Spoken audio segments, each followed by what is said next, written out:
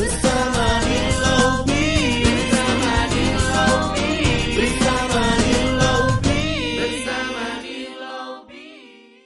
Seperti apa sebetulnya kesiapan hingga detik ini Pak, malam ini seperti apa? Kalau kesiapannya sesuai dengan rencana H-10 itu kita sudah siap semua sebetulnya. Jadi tinggal mungkin menjaga kalau nanti misalnya ada bencana alam misalnya, itu kita sudah siapkan posko-poskonya.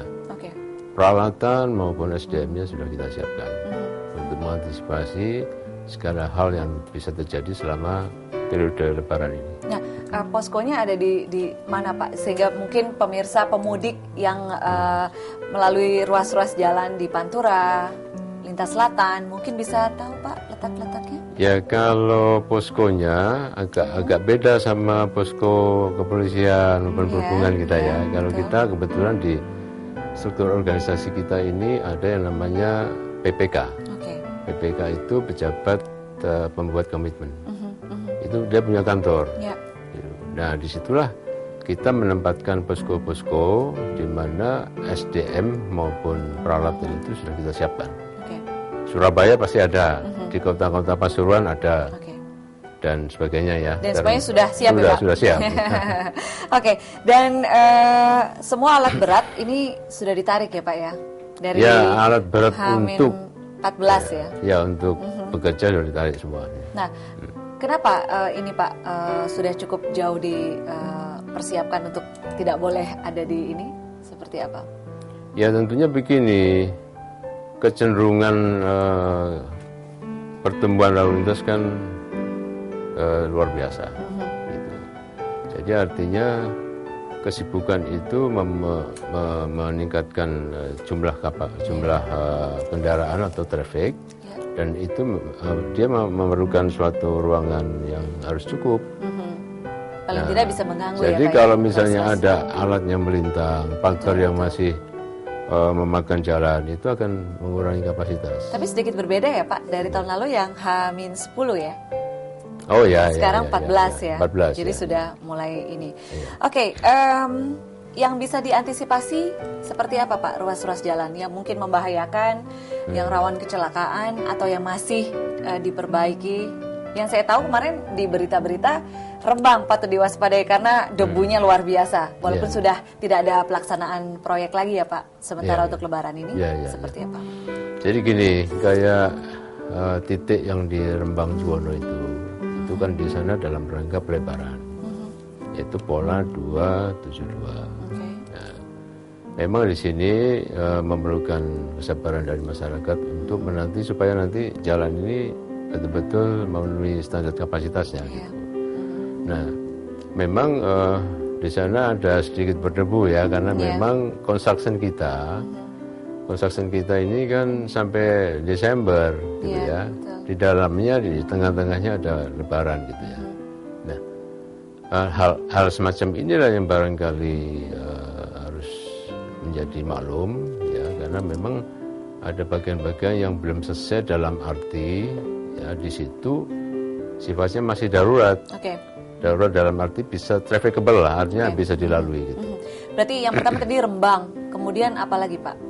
Hanya Rembang aja. Hanya Rembang aja. Jadi semuanya sudah normal ya Pak ya? Dan kalau Jawa Timurnya dari Pasuruan Pilang itu udah lebar di sana. Dan yang masih kira-kira rawan kemacetan karena volume kendaraan, mungkin struktur jalan yang sempit dan lain sebagainya? Ada tidak Pak yang patut dijadikan catatan? Saya kira kalau yang sempit sudah tidak ada ya. Karena memang justru semua program kita ini dalam rangka pelebaran paling tidak. Kalau nggak bisa 4 lajur, ya polanya 272 tadi ya. Jadi 2 bahu jalan, 2 meter bahu jalan, RHW 7 meter, dan bahu jalan yang lainnya 2 meter juga. Iya.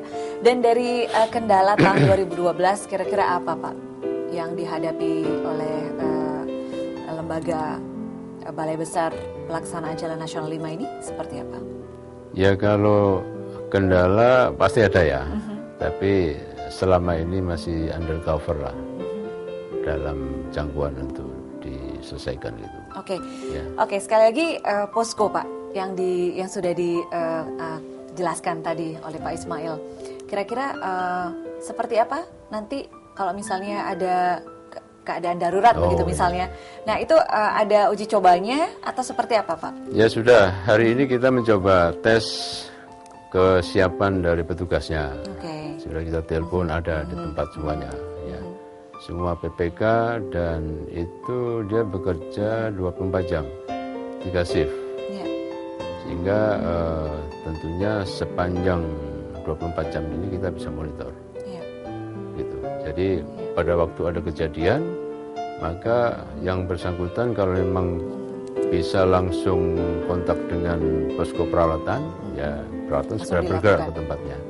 Dari kejadian yang pernah ada Pak, seperti apa yang bisa diantisipasi yang mungkin di-share oleh Pak Ismail di sini? Ya misalnya ada kecelakaan, itu kendaraan yang mengalami kecelakaan harus segera ditarik. Sehingga petugas kita mengkontak dari posko peralatan akan segera datang. Dan semuanya bisa terkendali dengan cepat Pak? Ya, pelaksanaannya. Soalnya kita tahu kalau yang di kecelakaan, evakuasi itu sangat susah sekali, apalagi ditambah volume kendaraan yang luar biasa. Iya. Nah dalam hal ini kita kan kerjasama dengan perhubungan dan kepolisian. Gitu. Jadi kalau misalnya ada alat kita yang mengalami hambatan untuk menuju ke lokasi insiden, itu kepolisian bisa ikut membantu kita dalam rangka menyibak jalan. Gitu. Baik, sehingga semuanya bisa lancar ya Pak ya. Baik, dan mungkin pemirsa juga ingin tahu ruas-ruas mana saja yang tersambung dengan jalur lintas selatan atau JLS ya Pak Ismail. Tapi saat lagi tunggu jawabannya pemirsa, tetaplah di Lobi bersama kami. Bersama